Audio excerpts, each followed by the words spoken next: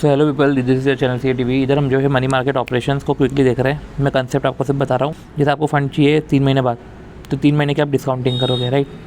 मतलब 3 महीने का पीरियोडिक इंटरेस्ट होना चाहिए, उस पीरियोडिक इंटरेस्ट से डिस्काउंट करोगे। अब 3 महीने हैं तो कायदे से क्वेश्चन में डेज देकर रखा था, आपको क्वेश्चन में डेज लेना है और उसके अकॉर्डिंग जो है 365 डे आ रहा है या 360 दिन है, आपको वैसे लेना है। बाय डिफ़ॉल्ट 365 है। फिर जो इशू प्राइस है, जिस प्राइस पर हम इशू करते हैं उसमें पीरियोडिक इंटरेस्ट लगता है। उस तरीके से हम मार्केट वैल्यू, फ्यूचर वैल्यू इस तरीके से हम निकालते हैं, राइट।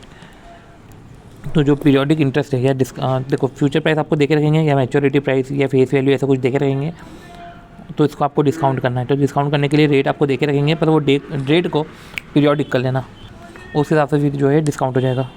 चलो ठीक है, ये तो हो गया कि फ्यूचर वैल्यू है, पीरियोडिक देखे रखेंगे। अब जैसे क्वेश्चन में ऐसा आया था कि कंपनी ने इशू करे CP वर्थ ₹10 करोड़, 10 करोड़ के CP इशू करे।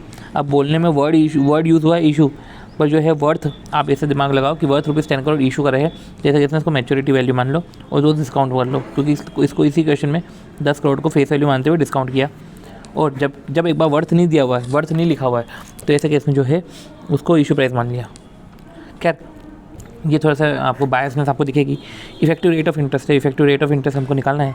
तो देखो यार, पीरियोडिक है, होल्डिंग पीरियड यील्ड, इसका इंपॉर्टेंट ये है, होल्डिंग पीरियड यील्ड है, इसको जितना भी जैसे क्वार्टर का निकाला मैंने, होल्डिंग पीरियड इंटू 4 कर दो, ERI आएगा। पावर में 4 करो तो भी ERI आएगा। BRS वाले क्वेश्चन में इंटू 4 करना, अदरवाइज इफेक्टिव जो है मतलब कंपाउंडिंग है, इफेक्टिव मतलब कंपाउंडिंग है फॉर श्योर। BRS वाला क्वेश्चन क्या है, जब हमको कॉस्ट ऑफ फंड निकालना पड़ता है। कॉस्ट ऑफ फंड मतलब कि interest plus brokerage, rating, stamp duty.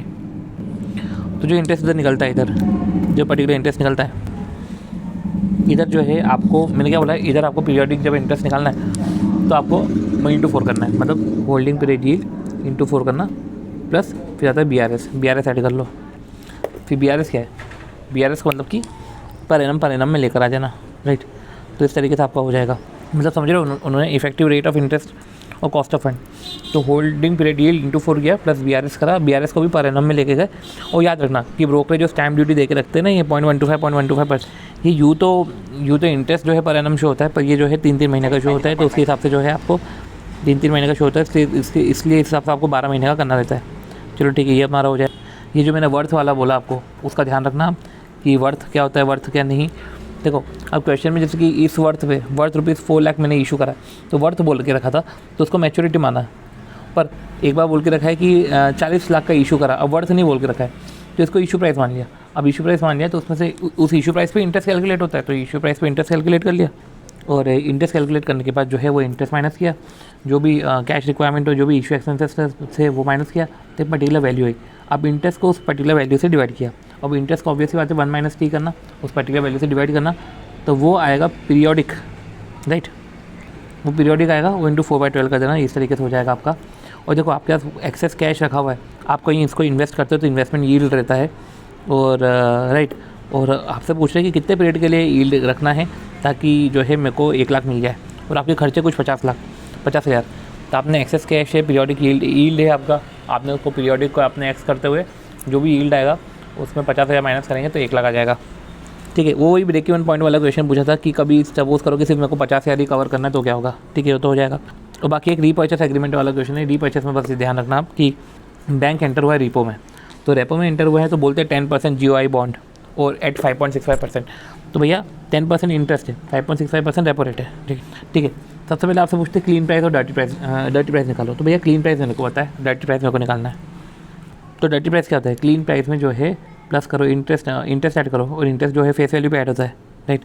तो जो भी देखो, अगर आप क्लीन प्राइस है और क्लीन प्राइस है जो आप इंटरेस्ट ऐड करोगे, तो ₹100 का अपन फेस वैल्यू माने, तो उस पर एक्रूड इंटरेस्ट, देखो एक्रूड इंटरेस्ट की डेट आपको देखे रखेंगे, वो आप ऐड कर लेना, ठीक है। तो पीरियोडिक निकाल के वो डर्टी प्राइस आ जाएगा।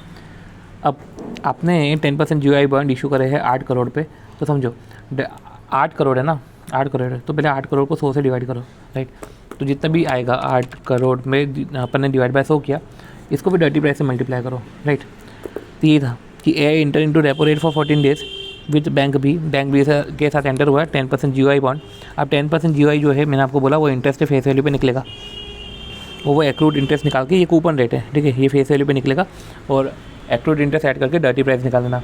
अब देखो, ये डर्टी प्राइस तुमने निकाल लिया। अब देखो, डर्टी प्राइस निकाला, ये डर्टी प्राइस का तुम यूज़ जो है देखना नेट प्रोसीड्स में करना, फर्स्ट लेग ऑफ पेमेंट में करना कि 8 लाख के है, 8 करोड़ के है, 8 करोड़ डिवाइड बाय 100 किया, उसको डर्टी प्राइस से मल्टीप्लाई किया, डर्टी प्राइस से मल्टीप्लाई करके उसको 2% माइनस किया, 2% इसका जो है इशू कॉस्ट था, राइट। तो ऐसे पर्टिकुलर 2% से माइनस किया, उनका नेट प्रोसीड्स आया, राइट। अब देखो क्या लिखा हुआ है, start proceeds consider dirty price. देखो स्टार्ट प्रोसीड्स है, ये जो प्रोसीड्स है ये फर्स्ट लेग ऑफ पेमेंट है, इसमें डर्टी प्राइस कंसीडर करो, net of margin, margin minus कर देना, फिर ये जो भी प्रोसीड्स है, राइट, ये जो भी प्रोसीड्स है, इस प्रोसीड्स को रीपेमेंट पीरियड, मतलब कि अपना वो वाला पीरियड है, रेपो रेट से मल्टीप्लाई करते हुए, और रेपो रेट 14 दिन का, राइट, तो 1 प्लस रेपो रेट पीरियोडिक निकालना। अभी पॉइंट ये है कि जो 5.65% है वो भी पीरियोडिक रहेगा, उसको पीरियोडिक करना, वो भी पर एनम रहेगा, उसको पीरियोडिक करना। उस तरीके से तुम्हारा जो है आप रीपर्चेस करने में जो भी आप सेकंड लेग आ रहा है उस हिसाब से आप जो है पेमेंट कर दोगे, उस तरीके से आपका मनी मार्केट ऑपरेशन हो जाएगा, ठीक है। चलो।